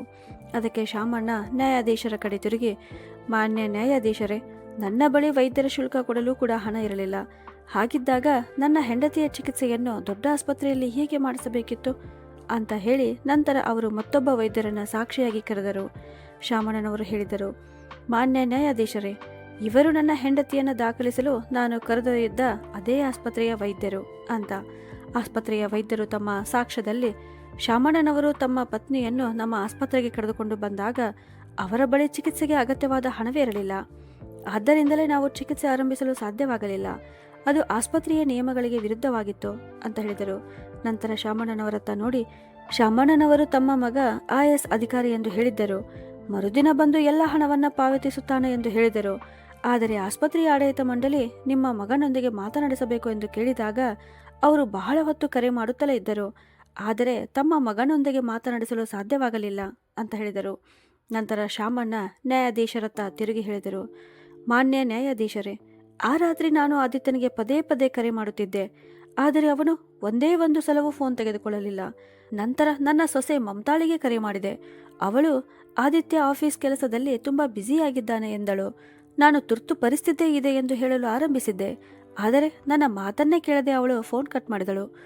ಅವರು ಭಾವುಕರಾಗಿ ಮುಂದುವರೆದರು, ಮಾನ್ಯ ನ್ಯಾಯಾಧೀಶರೇ, ನನ್ನ ಬಳಿ ಹಣವಿರಲಿಲ್ಲ ಎಂಬ ಕಾರಣಕ್ಕೆ ಯಾವ ವೈದ್ಯರು ನನ್ನ ಹೆಂಡತಿಗೆ ಚಿಕಿತ್ಸೆ ನೀಡಲು ಸಿದ್ಧರಾಗಿರಲಿಲ್ಲ. ಕೊನೆಗೆ ನಾನು ಅವಳನ್ನು ಸರ್ಕಾರಿ ಆಸ್ಪತ್ರೆಗೆ ಕರೆದುಕೊಂಡು ಹೋಗುತ್ತಿದ್ದೆ. ಆದರೆ ದಾರಿಯಲ್ಲಿ ಅವಳ ಆರೋಗ್ಯ ತುಂಬ ಹದಗೆಟ್ಟಿತ್ತು. ಅವಳು ನನ್ನ ಕಣ್ಣೆದುರೇ ಕೊನೆಯುಸಿರೆಳೆದಳು ಅಂತ ಹೇಳಿದರು. ಇದಾದ ನಂತರ ಆದಿತ್ಯನ ವಕೀಲ ಎದ್ದು ವಾದಿಸುತ್ತಾ, ಮಾನ್ಯ ನ್ಯಾಯಾಧೀಶರೇ, ಇದಕ್ಕೆ ಸಂಪೂರ್ಣವಾಗಿ ಆದಿತ್ಯನನ್ನ ಹೊಣೆ ಮಾಡುವುದು ಸರಿಯಲ್ಲ. ಶಾಮಣ್ಣನವರು ಅದೇ ಆಸ್ಪತ್ರೆಯಲ್ಲಿಯೇ ಉಳಿದು ಮತ್ತೆ ಮತ್ತೆ ತಮ್ಮ ಮಗನಿಗೆ ಕರೆ ಮಾಡಬೇಕಾಗಿತ್ತು. ಸ್ವಲ್ಪ ಸಮಯದ ನಂತರ ಆದಿತ್ಯ ಕರೆ ಸ್ವೀಕರಿಸುತ್ತಿದ್ದ. ಅವರ ಆತುರದ ನಿರ್ಧಾರವೇ ಅವರ ಪತ್ನಿಯ ಸಾವಿಗೆ ಕಾರಣ ಅಂತ ಹೇಳಿದರು. ಅದನ್ನು ಕೇಳಿದ ಶಾಮಣ್ಣನವರು ಕೋಪದಿಂದ, ಸಂಪೂರ್ಣ ತಪ್ಪು ಮಾತು. ಮಾನ್ಯ ನ್ಯಾಯಾಧೀಶರೇ, ನಾನು ಆಸ್ಪತ್ರೆಯಲ್ಲಿ ಎಷ್ಟು ಹೊತ್ತು ಕಾಯ್ದಿದ್ದೆ, ಎಷ್ಟು ಬಾರಿ ನನ್ನ ಮಗನಿಗೆ ಕರೆ ಮಾಡಿದ್ದೆ ಎಂದು ವೈದ್ಯರನ್ನೇ ಕೇಳಿ. ಎಲ್ಲಿಂದಲೂ ಸಹಾಯ ಸಿಗದ ಕಾರಣವೇ ನಾನು ನನ್ನ ಹೆಂಡತಿಯನ್ನು ಸರ್ಕಾರಿ ಆಸ್ಪತ್ರೆಗೆ ಕರೆದುಕೊಂಡು ಹೋಗುತ್ತಿದ್ದೆ. ಬಹುಶಃ ಅಲ್ಲಿ ಅವಳ ಜೀವ ಉಳಿಯಬಹುದು ಎಂದು ಭಾವಿಸಿದ್ದೆ. ಇನ್ನೂ ಹೆಚ್ಚು ಕಾಯುತ್ತಿದ್ದರೆ ಒಂದೇ ವ್ಯತ್ಯಾಸ ಇರುತ್ತಿತ್ತು. ನನ್ನ ಹೆಂಡತಿ ರಸ್ತೆಯಲ್ಲಿಯೇ ಸಾಯುವ ಬದಲು ಆಸ್ಪತ್ರೆ ಒಳಗೆ ಸಾಯುತ್ತಿದ್ದಳು ಅಂತ ಹೇಳಿದರು. ಈ ಎಲ್ಲ ವಾದಗಳನ್ನು ಕೇಳಿದ ನ್ಯಾಯಾಧೀಶರು ಮುಂದಿನ ವಿಚಾರಣೆಯ ದಿನಾಂಕ ನಿಗದಿಪಡಿಸಿ ಆ ದಿನದ ವಿಚಾರಣೆಯನ್ನು ಮುಗಿಸಿದರು. ನ್ಯಾಯಾಲಯದಿಂದ ಹೊರಬಂದ ತಕ್ಷಣ ಮಾಧ್ಯಮದವರು ಶಾಮಣ್ಣನವರನ್ನು ಸುತ್ತುವರೆದು ಸಂದರ್ಶನ ಮಾಡಲು ಮುಂದಾದರು. ಸಾಮಾನ್ಯ ವ್ಯಕ್ತಿಯಾಗಿದ್ದರೂ ಅವರು ನ್ಯಾಯಾಲಯದಲ್ಲಿ ಮಂಡಿಸಿದ ವಾದಗಳು ಎಷ್ಟು ಪರಿಣಾಮಕಾರಿಯಾಗಿದ್ದವು ಎಂದರೆ ದೊಡ್ಡ ದೊಡ್ಡ ವಕೀಲರು ಕೂಡ ಆಶ್ಚರ್ಯಪಟ್ಟಿದ್ದರು. ಮುಂದಿನ ವಿಚಾರಣೆಯಲ್ಲಿ ನ್ಯಾಯಾಧೀಶರು ಶಾಮಣ್ಣನವರನ್ನು ಕೊನೆಗೆ ನೀವು ಈ ಪ್ರಕರಣದಿಂದ ಏನು ಬಯಸುತ್ತೀರಿ ಅಂತ ಕೇಳಿದರು. ಅದಕ್ಕೆ ಶಾಮಣ್ಣನವರು ಶಾಂತವಾದ ಧ್ವನಿಯಲ್ಲಿ ಉತ್ತರಿಸಿದರು, ಮಾನ್ಯ ನ್ಯಾಯಾಧೀಶರೇ, ನನಗೆ 2.5 ಕೋಟಿ ರೂಪಾಯಿ ಪರಿಹಾರ ಬೇಕು ಅಂತ. ಅದನ್ನು ಕೇಳಿದ ನ್ಯಾಯಾಧೀಶರು ಆಶ್ಚರ್ಯದಿಂದ ಇಷ್ಟು ದೊಡ್ಡ ಮೊತ್ತ ಯಾಕೆ ಅಂತ ಕೇಳಿದರು. ಶಾಮಣ್ಣನವರು ಉತ್ತರಿಸಿದರು, ಇಲ್ಲಿಯವರೆಗೆ ನನ್ನ ಮಗನಿಗಾಗಿ ನಾನು ಮಾಡಿದ ಎಲ್ಲ ಖರ್ಚುಗಳನ್ನು ಇಂದಿನ ಮೌಲ್ಯದಲ್ಲಿ ಲೆಕ್ಕ ಹಾಕಿದರೆ ಅದು ಸುಮಾರು 2.5 ಕೋಟಿ ರೂಪಾಯಿ ಆಗುತ್ತದೆ ಅಂತ. ಅಷ್ಟರಲ್ಲಿ ಆದಿತ್ಯನ ವಕೀಲ ವ್ಯಂಗ್ಯವಾದ ಧ್ವನಿಯಲ್ಲಿ, ಮಿಸ್ಟರ್ ಶಾಮಣ್ಣ, ನಿಮಗೆ ಹುಚ್ಚು ಹಿಡಿದಿದೆಯೇ? ನೀವು ಎಷ್ಟು ದೊಡ್ಡ ಮೊತ್ತ ಕೇಳುತ್ತಿದ್ದೀರಿ ಎಂಬುದು ಗೊತ್ತಿದೆಯೇ ಅಂತ ಕೇಳಿದರು. ಶಾಮಣ್ಣನವರು ದೃಢವಾದ ಧ್ವನಿಯಲ್ಲಿ, ಆದಿತ್ಯನಿಗೆ 5 ವರ್ಷ ವಯಸ್ಸಿದ್ದಾಗ ಅವನಿಗೆ ಗಂಭೀರ ಹೃದಯ ಕಾಯಿಲೆ ಇದೆ ಎಂದು ತಿಳಿಯಿತು. ಅದರ ಚಿಕಿತ್ಸೆ ಶಸ್ತ್ರಚಿಕಿತ್ಸೆಯಿಂದ ಮಾತ್ರ ಸಾಧ್ಯವಾಗಿತ್ತು. ಅದಕ್ಕೆ ಲಕ್ಷಾಂತರ ರೂಪಾಯಿ ಬೇಕಾಗಿತ್ತು. ನನ್ನ ಬಳಿ ಅಷ್ಟು ಹಣ ಇರಲಿಲ್ಲ. ಆದ್ದರಿಂದ ಅವನ ಚಿಕಿತ್ಸೆಗಾಗಿ ನಮ್ಮ ಊರಿನ ಜಮೀನನ್ನೇ ಮಾರಬೇಕಾಯಿತು. ಆ ಜಮೀನು ಇಂದು ನನ್ನ ಬಳಿ ಇದ್ದಿದ್ದರೆ ಅದನ್ನು ಮಾರಿದರೆ ಲಕ್ಷಗಳಲ್ಲ ಕೋಟ್ಯಾಂತರ ರೂಪಾಯಿ ಸಿಗುತ್ತಿತ್ತು. ಆದ್ದರಿಂದ ಆ ಜಮೀನಿನ ಇಂದಿನ ಮೌಲ್ಯಕ್ಕೆ ಸಮಾನವಾದ ಹಣವನ್ನು ನನ್ನ ಮಗನಿಂದ ಕೇಳುತ್ತಿದ್ದೇನೆ ಅಂತ ಉತ್ತರಿಸಿದರು. ಅವರು ಮುಂದುವರೆದು ಹೇಳಿದರು, ಅದರ ಜೊತೆಗೆ ನನ್ನ ಮಗನ ವಿದ್ಯಾಭ್ಯಾಸಕ್ಕಾಗಿ ನಾನು ಮಾಡಿದ ಎಲ್ಲ ಖರ್ಚಿನ ಹಣವೂ ನನಗೆ ಬೇಕು. ಆದಿತ್ಯ IAS ಆಗಬೇಕು ಎಂಬ ಕನಸು ಕಂಡಿದ್ದ. ಅದಕ್ಕಾಗಿ ಅವನಿಗೆ ಉತ್ತಮ ಕೋಚಿಂಗ್ ಅಗತ್ಯವಿತ್ತು. ಅದರ ಶುಲ್ಕ ಎಷ್ಟು ಹೆಚ್ಚಿತ್ತೆಂದರೆ ಅದನ್ನು ಭರಿಸುವ ಸಾಮರ್ಥ್ಯ ನನ್ನಲ್ಲಿರಲಿಲ್ಲ. ಆದಿತ್ಯನ ವಿದ್ಯಾಭ್ಯಾಸಕ್ಕಾಗಿ ನನಗೆ ಲಕ್ಷಾಂತರ ರೂಪಾಯಿ ಸಾಲ ಮಾಡಬೇಕಾಯಿತು. ಆ ಸಾಲದ ಕಂತುಗಳನ್ನು ಇಂದಿಗೂ ನಾನು ಕಟ್ಟುತ್ತಿದ್ದೇನೆ. ನನ್ನ ಆರ್ಥಿಕ ಸ್ಥಿತಿ ಅಷ್ಟು ಉತ್ತಮವಾಗಿರಲಿಲ್ಲ. ಆದರೂ ನನ್ನ ಸಾಮರ್ಥ್ಯ ಮೀರಿ ಹಗಲು ರಾತ್ರಿ ದುಡಿದು ನನ್ನ ಮಗನನ್ನು ದೊಡ್ಡವನನ್ನಾಗಿ ಮಾಡಿದೆ. ಇಂದು ಅವನು IAS ಅಧಿಕಾರಿಯಾಗಿದ್ದಾನೆ. ಆದರೆ ನಮ್ಮನ್ನು ಆ ಹಳೆಯ ಮನೆಯಲ್ಲಿಯೇ ಬಿಟ್ಟು ತನ್ನ ಹೆಂಡತಿಯ ಜೊತೆ ಐಷಾರಾಮಿ ಬಂಗಲೆಯಲ್ಲಿ ವಾಸಿಸುತ್ತಿದ್ದಾನೆ. ಅಷ್ಟೇ ಅಲ್ಲ, ನಮ್ಮ ಮೇಲಿದ್ದ ಎಲ್ಲ ಜವಾಬ್ದಾರಿಗಳು ಮುಗಿದವು ಎಂಬಂತೆ ನಡೆದುಕೊಳ್ಳುತ್ತಿದ್ದಾನೆ. ನಮ್ಮ ಏಕೈಕ ಮಗನ ಮುಖವನ್ನು ನೋಡುವುದಕ್ಕೂ ನಾವು ಹಂಬಲಿಸುವ ಪರಿಸ್ಥಿತಿ ಬಂದಿದೆ. ಇಷ್ಟು ಹೇಳುವಷ್ಟರಲ್ಲಿ ಶಾಮಣ್ಣನವರ ಕಂಠ ಭಾರವಾಯಿತು. ಅವರು ಮುಂದುವರೆದು, ಈ ಎಲ್ಲ ವಿಚಾರಗಳಿಂದ ನನ್ನ ಹೆಂಡತಿ ಸದಾ ಚಿಂತೆಯಲ್ಲೇ ಬದುಕುತ್ತಿದ್ದಳು. ಬಹುಶಃ ಅದೇ ಚಿಂತೆಗೆ ಅವಳಿಗೆ ಹೃದಯಘಾತವಾಗಲು ಕಾರಣವಾಯಿತು ಅಂತ ಹೇಳಿದರು. ನಂತರ ಭಾವುಕರಾಗಿ ನ್ಯಾಯಾಧೀಶರ ಕಡೆ ನೋಡಿ, ಮಾನ್ಯ ನ್ಯಾಯಾಧೀಶರೇ, ಮಕ್ಕಳು ದೊಡ್ಡವರಾದ ಮೇಲೆ ತಮ್ಮ ಜೀವನದಲ್ಲಿ ಎಷ್ಟು ಬ್ಯುಸಿಯಾಗಿರುತ್ತಾರೆ ಎಂದರೆ ತಮ್ಮ ತಂದೆ ತಾಯಿಯನ್ನೇ ಮರೆತು ಬಿಡುತ್ತಾರೆ. ತಮ್ಮ ಮಕ್ಕಳಿಗಾಗಿ ಹಗಲು ರಾತ್ರಿ ಶ್ರಮಿಸಿ ಅವರನ್ನು ಬೆಳೆಸಿದ ಅದೇ ತಂದೆ ತಾಯಿಯ ಮುಪ್ಪಾದ ಮಂಜಾದ ಕಣ್ಣುಗಳು ಮಕ್ಕಳ ಒಂದು ನೋಟಕ್ಕಾಗಿ ಕಾಯುತ್ತಿರುತ್ತವೆ. ಸ್ವಲ್ಪ ಕ್ಷಣ ಮೌನವಾಗಿ ನಿಂತು ಅವರು ಮತ್ತೆ ಹೇಳಿದರು, ನಾನು ನನ್ನ ದುಡಿದ ಹಣವನ್ನು ಖರ್ಚು ಮಾಡಿದ ವ್ಯಕ್ತಿಗೆ ನನ್ನ ಮೌಲ್ಯ ಇಲ್ಲದಿದ್ದರೆ ಅವನು ನಾನು ಖರ್ಚು ಮಾಡಿದ ಎಲ್ಲ ಹಣವನ್ನು ನನಗೆ ಹಿಂತಿರುಗಿಸಬೇಕು. ಶಾಮಣ್ಣನವರ ಈ ವಾದವನ್ನು ಕೇಳಿ ನ್ಯಾಯಾಲಯದಲ್ಲಿದ್ದ ಅನೇಕ ಜನರ ಕಣ್ಣಲ್ಲಿಯೂ ನೀರು ತುಂಬಿತು. ವಿಚಾರಣೆ ಮುಗಿದ ನಂತರ ಆದಿತ್ಯ ಮತ್ತು ಮಮತಾ ಸೋತ ಮುಖದಿಂದ ಮನೆಗೆ ಮರಳಿದರು. ಆಗ ಮಮತಾ ಅವರ ತಂದೆಯೂ ಅಲ್ಲಿಗೆ ಬಂದಿದ್ದರು. ಮಮತಾ ಚಹಾ ಮಾಡಲು ಅಡಿಗೆ ಮನೆಗೆ ಹೋಗುತ್ತಿದ್ದಾಗ ಆದಿತ್ಯ ಕೇಳಿದ, ಮಮತಾ, ನಿಜ ಹೇಳು, ಆ ಅಪರಿಚಿತ ಸಂಖ್ಯೆಯಿಂದ ಬಂದದ್ದು ಅಪ್ಪಾಜಿಯವರ ಕರೆ ಎಂದು ನಿನಗೆ ಗೊತ್ತಿತ್ತಲ್ಲ ಅಂತ. ಮಮತಾ ಯಾವುದೇ ಹಿಂಜರಿಕೆ ಇಲ್ಲದೆ, ಹೌದು ಗೊತ್ತಿತ್ತು. ಅವರು ಫೋನ್ ಮಾಡಿದರೆ ಮತ್ತೆ ತಮ್ಮ ಸಮಸ್ಯೆಗಳನ್ನೇ ಹೇಳಲು ಶುರು ಮಾಡುತ್ತಾರೆ ಎಂದು ನನಗೆ ತಿಳಿದಿತ್ತು. ಅದಕ್ಕಾಗಿಯೇ ನಾನು ಫೋನ್ ತೆಗೆದುಕೊಳ್ಳಲಿಲ್ಲ ಅಂತ ಉತ್ತರಿಸಿದಳು. ಆದಿತ್ಯ ಕೋಪದಿಂದ, ಮಮತಾ, ಇಂದು ನಾನು ಇಷ್ಟು ದೊಡ್ಡ ಸಂಕಟದಲ್ಲಿ ಸಿಲುಕಿರುವುದಕ್ಕೆ ಮುಖ್ಯ ಕಾರಣ ನೀನೆ ಅಂತ ಹೇಳಿದ. ಮಮತಾ ಸಹ ಸಿಟ್ಟಿನಿಂದ, ಅದರಲ್ಲೇನು ನನ್ನ ತಪ್ಪು? ಮೊದಲ ಬಾರಿ ಅವರು ಕರೆ ಮಾಡಿದಾಗ ನಾನು ಫೋನ್ ತೆಗೆದುಕೊಂಡಿದ್ದೆ. ಆಗಲೇ ಅಮ್ಮನ ಆರೋಗ್ಯ ಗಂಭೀರವಾಗಿದೆ ಎಂದು ಸಂಪೂರ್ಣ ವಿಷಯ ಹೇಳಬಹುದಿತ್ತಲ್ಲ ಅಂತ ಉತ್ತರಿಸಿದಳು. ನಂತರ ಆದಿತ್ಯ ತನ್ನ ಮಾವನ ಕಡೆ ತಿರುಗಿ, ಮಾವ, ನನ್ನ ಅಪ್ಪಾಜಿಯವರು ಕೇಳಿದ ಹಣವನ್ನು ಅವರಿಗೆ ಕೊಟ್ಟು ಬಿಡಬೇಕು ಎಂದು ನನಗೆ ಅನಿಸುತ್ತಿದೆ ಅಂತ ಹೇಳಿದ. ಅದನ್ನು ಕೇಳಿದ ಮಮತಾ ಆಕ್ರೋಶದಿಂದ, ಎಂದಿಗೂ ಬೇಡ. ಇಷ್ಟು ವರ್ಷ ನಿನ್ನ ಮೇಲೆ ಅವರು ಮಾಡಿದ ಖರ್ಚು ಅವರ ಕರ್ತವ್ಯವಾಗಿತ್ತು. ಎಲ್ಲ ತಂದೆ ತಾಯಿಯೂ ತಮ್ಮ ಮಕ್ಕಳಿಗಾಗಿ ಇದೇ ಮಾಡುತ್ತಾರೆ. ಅವರು ಏನು ಹೊಸದಾಗಿ ಮಾಡಿಲ್ಲ. ಈಗ ಆ ಖರ್ಚಿನ ಹಣವನ್ನೇ ಕೇಳುತ್ತಿದ್ದಾರೆ. ಅದರ ಮೇಲೆಯೂ ಇಡೀ ಸಮಾಜದ ಮುಂದೆ ನಮ್ಮ ಮಾನ ಹಾಳು ಮಾಡಿದ್ದಾರೆ. ಚೆನ್ನಾಗಿ ಕೇಳಿ, ಮತ್ತಷ್ಟು ಅವಮಾನವಾದ ಮೇಲೆ ನಾನು ಅವರಿಗೆ 1 ರೂಪಾಯಿಯನ್ನು ಕೊಡಲು ಬಿಡುವುದಿಲ್ಲ ಅಂತ ಹೇಳಿದಳು. ಆಗ ಆದಿತ್ಯ ಜೋರಾಗಿ ಕೂಗಿದ, ಸಾಕು ಮಮತಾ, ನಿನ್ನ ಈ ಮಾತುಗಳನ್ನು ನಿಲ್ಲಿಸು. ಈಗಾಗಲೇ ನಾನು ತುಂಬ ತೊಂದರೆಯಲ್ಲಿದ್ದೇನೆ ಅಂತ. ಆ ವೇಳೆ ಮಮತಾಳ ತಂದೆ, ನನ್ನ ಬಳಿ ಒಂದು ಉಪಾಯ ಇದೆ, ಅದರಿಂದ ಹಾವು ಸಾಯುತ್ತದೆ, ಕೋಲು ಮುರಿಯುವುದಿಲ್ಲ ಅಂತ ಹೇಳಿದರು. ಆದಿತ್ಯ ಕುತೂಹಲದಿಂದ, ಯಾವ ಉಪಾಯ ಮಾವ ಅಂತ ಕೇಳಿದಾಗ ಅವರು ತಮ್ಮ ಸಂಪೂರ್ಣ ಯೋಜನೆಯನ್ನು ವಿವರಿಸಿದರು. ಅದನ್ನು ಕೇಳಿದ ಮಮತಾಳ ಮುಖದಲ್ಲಿ ಕುತಂತ್ರದ ನಗು ಮೂಡಿತು. ಆದಿತ್ಯನಿಗೂ ಆ ಯೋಜನೆ ಇಷ್ಟವಾಯಿತು. ನಂತರ ಮಮತಾ ಅವರ ತಂದೆ ಯಾರಿಗೋ ಮೊಬೈಲ್ನಲ್ಲಿ ಕರೆ ಮಾಡಿ ಮಾತನಾಡಿದರು. ಕರೆ ಮುಗಿದ ನಂತರ ಆತ್ಮವಿಶ್ವಾಸದಿಂದ ಹೇಳಿದರು, ಇನ್ನು ಮುಂದಿನ ವಿಚಾರಣೆಯಲ್ಲಿ ಆಟ ಸಂಪೂರ್ಣ ಬದಲಾಗುತ್ತದೆ ಅಂತ. ಮುಂದಿನ ವಿಚಾರಣೆಯ ದಿನ ಶಾಮಣ್ಣನವರು ನ್ಯಾಯಾಲಯಕ್ಕೆ ಬಂದರು. ಅಲ್ಲಿ ಈಗಾಗಲೇ ನಿಂತಿದ್ದ ಪತ್ರಕರ್ತರು ಅವರ ವಿಡಿಯೋ ಮತ್ತು ಸುದ್ದಿಗಳನ್ನು ದಾಖಲಿಸಲು ಆರಂಭಿಸಿದರು. ಅಷ್ಟರಲ್ಲಿ ಒಬ್ಬ ಪತ್ರಕರ್ತನ ಧ್ವನಿ ಶಾಮಣ್ಣನವರ ಕಿವಿಗೆ ಬಿದ್ದಿತು. ಇಂತಹ ನಿಷ್ಪ್ರಯೋಜಕ ಮಗನಿಗೆ ಗಲ್ಲು ಶಿಕ್ಷೆಯೇ ಆಗಬೇಕು. ಅವನ ಕಾರಣದಿಂದ ಅವನ ತಂದೆ ಇಷ್ಟು ದುಃಖ ಅನುಭವಿಸಬೇಕಾಯಿತು. ಅದನ್ನು ಕೇಳಿದ ಶಾಮಣ್ಣನವರು ಹಿಂತಿರುಗಿ ಶಾಂತ ಧ್ವನಿಯಲ್ಲಿ, ಆದಿತ್ಯ ನನ್ನ ಮಗ. ಈ ಪ್ರಕರಣ ದಾಖಲಿಸುವುದರ ಹಿಂದೆ ನನ್ನ ಒಂದೇ ಒಂದು ಉದ್ದೇಶವಿದೆ, ಅವನಿಗೆ ಒಂದು ಪಾಠ ಕಲಿಸುವುದು. ಅವನಿಗಷ್ಟೇ ಅಲ್ಲ, ಇಂದಿನ ಪೀಳಿಗೆಗೂ. ಏಕೆಂದರೆ ಇಂದಿನ ಅನೇಕರು ವಯಸ್ಸಾದ ತಂದೆ ತಾಯಿಯನ್ನ ಹಳೆಯ ಉಪಯೋಗವಿಲ್ಲದ ಪೀಠೋಪಕರಣಗಳಂತೆ ಅಥವಾ ಕಸದಂತೆ ನೋಡುತ್ತಾರೆ ಅಂತ ಹೇಳಿದರು. ವಿಚಾರಣೆ ಆರಂಭವಾಯಿತು. ಆದಿತ್ಯನ ವಕೀಲ ಮೊದಲು ಆದಿತ್ಯನನ್ನೇ ಸಾಕ್ಷಿ ಪೀಠಕ್ಕೆ ಕರೆದರು. ಆದಿತ್ಯ ಹೇಳಿದ, ನನ್ನ ತಂದೆ ಶಾಮಣ್ಣನವರಿಗೆ ಮರವಿನ ಕಾಯಿಲೆ ಇದೆ. ಈ ಮಾತು ಕೇಳಿ ಶಾಮಣ್ಣನವರು ಆಶ್ಚರ್ಯಚಕಿತರಾದರು. ನಂತರ ಆದಿತ್ಯನ ವಕೀಲ ಶಾಮಣ್ಣನವರ ವಕೀಲರನ್ನು ಪ್ರಶ್ನಿಸಿದರು. ಶಾಮಣ್ಣ ಅವರಿಗೆ ಮರವಿನ ಕಾಯಿಲೆ ಇದೆಯೇ ಎಂದು ಕೇಳಿದಾಗ ಅವರ ವಕೀಲ ಕೂಡ ಸುಳ್ಳು ಸಾಕ್ಷಿ ನೀಡಿ, ಹೌದು, ಅವರಿಗೆ ಅನೇಕ ವಿಷಯಗಳು ಮರೆತು ಹೋಗುತ್ತವೆ ಎಂದನು. ಇದನ್ನು ಕೇಳಿದ ಶಾಮಣ್ಣ ಅವರಿಗೆ ತುಂಬಾ ಕೋಪ ಬಂದಿತು. ತಮ್ಮ ವಕೀಲನ ಪ್ರಾಮಾಣಿಕತೆಯೇ ಮಾರಾಟವಾಗಿದೆ. ಅವನು ಎದುರಾಳಿ ಪರ ಸೇರಿದ್ದಾನೆ ಎಂಬುದು ಅವರಿಗೆ ಅರ್ಥವಾಯಿತು. ಆದರೆ ಈ ಪರಿಸ್ಥಿತಿಗೂ ಅವರು ಮೊದಲೇ ಸಿದ್ಧರಾಗಿದ್ದರು. ಅವರು ಎದ್ದು ತಮ್ಮ ವಕೀಲನತ್ತ ನೋಡಿ, ವಕೀಲರೇ, ನೀವು ಹೇಳಿದ್ದು ಸರಿ, ನನಗೆ ಮರವಿನ ಕಾಯಿಲೆ ಇದೆ. ಈ ಪ್ರಕರಣವನ್ನು ನಾನು ಯಾವ ದಿನ ದಾಖಲಿಸಿದೆ ಎಂಬುದು ನನಗೇ ನೆನಪಿಲ್ಲ. ಆದರೆ ನಿಮಗೆ ನೆನಪಿರಬೇಕು ಅಲ್ವಾ ಅಂತ ಕೇಳಿದರು. ಈ ಪ್ರಶ್ನೆ ಕೇಳಿ ವಕೀಲ ಗಾಬರಿಯಾದ. ಅವರು ಸ್ವಲ್ಪ ಯೋಚಿಸಿ, ಬಹುಶಃ ಅಕ್ಟೋಬರ್ 17 ಅಥವಾ 18ರಂದು ಎಂದರು. ಶಾಮಣ್ಣನವರು ಕೂಡಲೇ ಹೇಳಿದರು, ಇಲ್ಲ, ಅಕ್ಟೋಬರ್ 20ರಂದು ಅಂತ. ನಂತರ ಮತ್ತೆ ಕೇಳಿದರು, ಸರಿ, ಈ ಪ್ರಕರಣದ ವಿಚಾರಣೆ ಯಾವ ಯಾವ ದಿನಾಂಕಗಳಲ್ಲಿ ನಡೆಯಿತು? ವಕೀಲ ಉತ್ತರಿಸಿದ, ಅದು ನನ್ನ ಡೈರಿಯಲ್ಲಿ ಬರೆದಿದೆ, ನೋಡಿ ಹೇಳುತ್ತೇನೆ ಅಂತ ವಕೀಲರು ಹೇಳಿದಾಗ ಶಾಮಣ್ಣನವರು ತಕ್ಷಣ, ಅಯ್ಯೋ, ಅಷ್ಟು ಕಷ್ಟಪಡುವ ಅಗತ್ಯವಿಲ್ಲ. ನಿಮಗೆ ನೆನಪಿಲ್ಲದಿದ್ದರೆ ನಾನು ಹೇಳುತ್ತೇನೆ. ಅಕ್ಟೋಬರ್ 24, ನವೆಂಬರ್ 4, ನವೆಂಬರ್ 15 ಮತ್ತು ಇಂದು ನವೆಂಬರ್ 27 ಅಂತ ಹೇಳಿದರು. ಆಮೇಲೆ ಮತ್ತೊಂದು ಪ್ರಶ್ನೆ ಕೇಳಿದರು, ನಾವಿಬ್ಬರು ಇಂದು ಬಂದ ಟ್ಯಾಕ್ಸಿಯ ನೋಂದಣಿ ಸಂಖ್ಯೆ ಏನು? ಈ ಪ್ರಶ್ನೆಗೆ ವಕೀಲ ಸಂಪೂರ್ಣ ಮೌನವಾಗಿ ಬಿಟ್ಟ. ಆಗ ಶಾಮಣ್ಣನವರು ನಗುತ್ತಾ, ಬಿಡಿ, ನಾನು ಹೇಳುತ್ತೇನೆ, MX05EL 5G46 ಅಂತ ಹೇಳಿದರು. ಇದನ್ನು ಕೇಳಿ ನ್ಯಾಯಾಲಯದಲ್ಲಿದ್ದ ಎಲ್ಲರೂ ಆಶ್ಚರ್ಯಚಕಿತರಾದರು. ಆದಿತ್ಯ ಮತ್ತು ಅವನ ವಕೀಲ ಕೂಡ ಬೆರಗಾದರು. ಶಾಮಣ್ಣನವರು ತಮ್ಮ ನೆನಪಿನ ಶಕ್ತಿ ಇತರರಿಗಿಂತ ಎಷ್ಟೋ ಉತ್ತಮವಾಗಿದೆ ಎಂಬುದನ್ನು ಸಾಬೀತುಪಡಿಸಿದ್ದರು. ಕೊನೆಗೆ ನ್ಯಾಯಾಧೀಶರು ತೀರ್ಪು ನೀಡಿದರು. ಆದಿತ್ಯ ತನ್ನ ತಾಯಿ ತಂದೆಯ ಬಗ್ಗೆ ನಿರ್ಲಕ್ಷ್ಯ ತೋರಿದ್ದಾನೆ ಎಂಬುದು ಸ್ಪಷ್ಟವಾಗಿದೆ.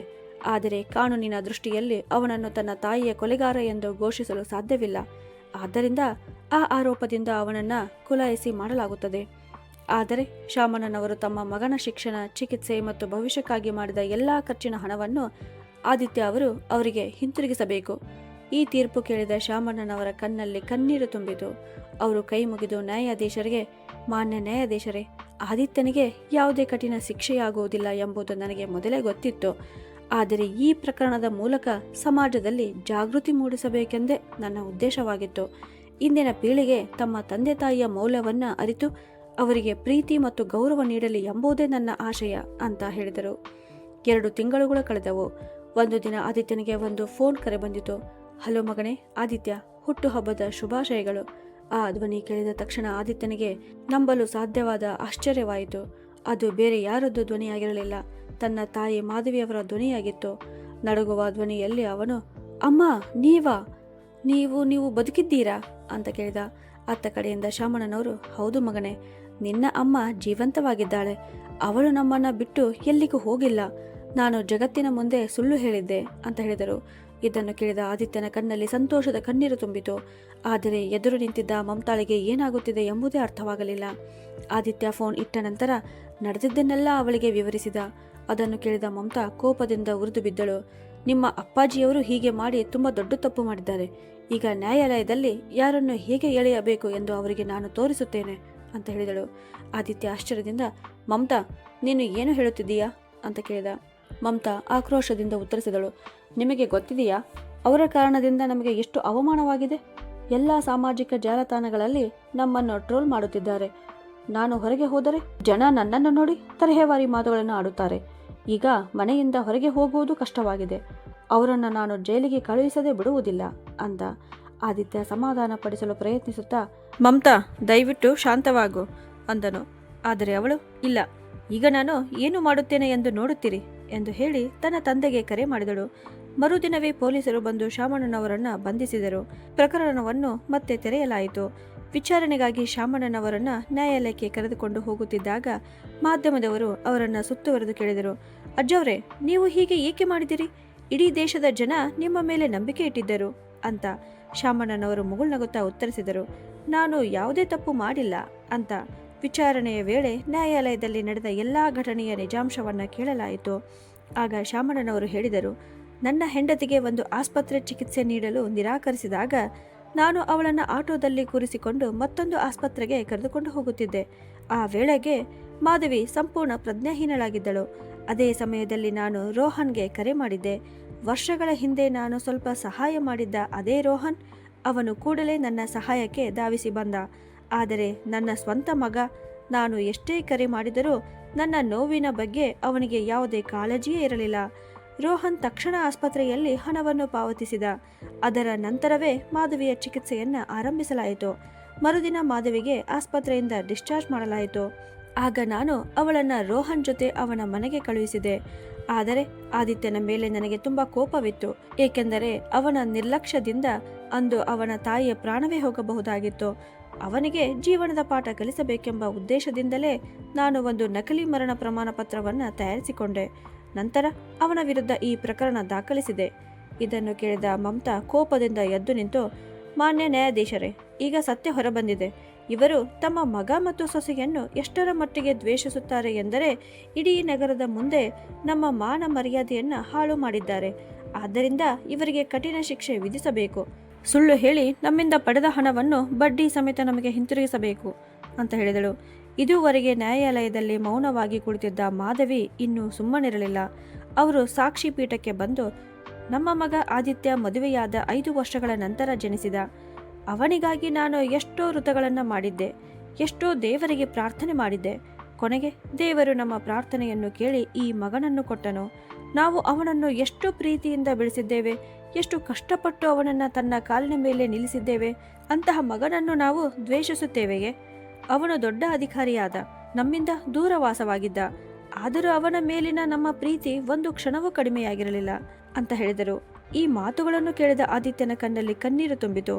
ಮಾಧವಿ ಮುಂದುವರೆದು, ಸೊಸೆಯ ವಿಷಯಕ್ಕೆ ಬಂದರೆ ಆದಿತ್ಯ ಆದರೂ 6 ತಿಂಗಳಿಗೊಮ್ಮೆ ನಮ್ಮನ್ನು ನೋಡಲು ಬರುತ್ತಿದ್ದ. ಆದರೆ ನಮ್ಮ ಸೊಸೆ ಒಂದೇ ಒಂದು ಸಲವೂ ಅವನ ಜೊತೆಗೆ ಬರಲಿಲ್ಲ. ಬೇಸನ್ ಲಡ್ಡು, ತುಪ್ಪ, ತೆಂಗಿನ ಬರ್ಫಿ ಇವೆಲ್ಲ ಅವಳಿಗೆ ತುಂಬ ಇಷ್ಟ. ಅವಳಿಗಾಗಿ ನಾನು ಪ್ರೀತಿಯಿಂದ ಮಾಡಿ ಕಳುಹಿಸುತ್ತಿದ್ದೆ. 1 ವರ್ಷದ ಹಿಂದೆ ನಮ್ಮ ಸೊಸೆ ತೀವ್ರ ಅನಾರೋಗ್ಯಕ್ಕೆ ಒಳಗಾಗಿದ್ದಳು. ಅವಳ ಪ್ರಾಣಕ್ಕೂ ಅಪಾಯವಾಗಿತ್ತು. ಆಗ ಅವಳ ಮಾವನಾದ ಶಾಮಣ್ಣನವರು ಅವಳ ಆರೋಗ್ಯಕ್ಕಾಗಿ ಬರಿಗಾಲಿನಲ್ಲಿ ಧರ್ಮಸ್ಥಳ ದೇವಸ್ಥಾನದವರೆಗೆ ನಡೆದು ಹೋಗಿ ದೇವರಲ್ಲಿ ಪ್ರಾರ್ಥನೆ ಮಾಡಿದ್ದರು. ಇಂದು ಅದೇ ಸೊಸೆ ನಾವು ಅವಳನ್ನು ದ್ವೇಷಿಸುತ್ತೇವೆ ಎಂದು ಹೇಳುತ್ತಿದ್ದಾಳೆ. ನಂತರ ಅವರು ಮಮತಾಳ ಕಡೆ ನೋಡಿ, ಸೊಸೆ, ನೀನು ಈಗ ನಿನ್ನ ಮಾವನಿಂದ ಕೇಳುತ್ತಿರುವ ಹಣದಲ್ಲಿ 1 ರೂಪಾಯಿಯೂ ಅವರ ಹೆಸರಿನಲ್ಲಿಲ್ಲ.